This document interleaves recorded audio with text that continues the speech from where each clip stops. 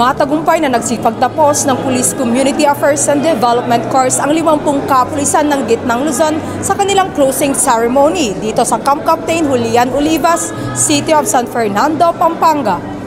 Pinangasiwaan ito ng Regional Police Community Affairs and Development Division 3 ng Police Regional Office 3 sa pamumuno ni Police Colonel Marites A. Salvadora, hepe ng nasabing opisina, kasama ang ibang opisyalis sa naturang kaganapan. Nagsilbing panauhing pandangal si Police Brigadier General Jeffrey Fernandez, Executive Officer ng Directorate for Police Community Relation, bilang kinatawan ni Police Major General Edgar Alan Ocubo, Director ng Police Community Relation ng Philippine National Police.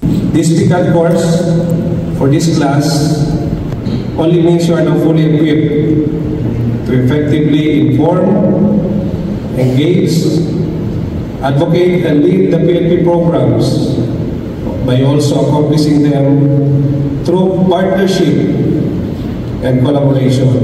Sa loob ng 45 araw ay hinubog ang mga nasabing kapulisan upang mas mapalawak ang kanilang kaalaman sa pagpapatibay ng ugnayan ng PNP at ng komunidad at higit sa lahat ay maging isang epektibo bilang isang Police Community Affairs and Development Officer. Sumailalim din sila ng 1-week immersion na kung saan kanilang isinagawa ang isang aktibidad na nag-uugnay sa lahat ng natutunan sa kanilang pagsasanay. Nanguna naman dito ang isa sa kinatawan ng Tarlac Police Provincial Office na si Police Corporal Renalyn F. Gandula bilang top 1 na miyembro ng 2nd Provincial Mobile Force Company ng Tarlac PNP. Kaya naman bago magtapos ang naturang seremonya ay sabay-sabay ang bawat individual sa paglagay ng pikad sipin. Patuloy ang ating kapulisan ng Gitnang Luzon sa paglinang ng mga kaalaman upang mas magampanan ang kanilang sinumpaang tungkulin.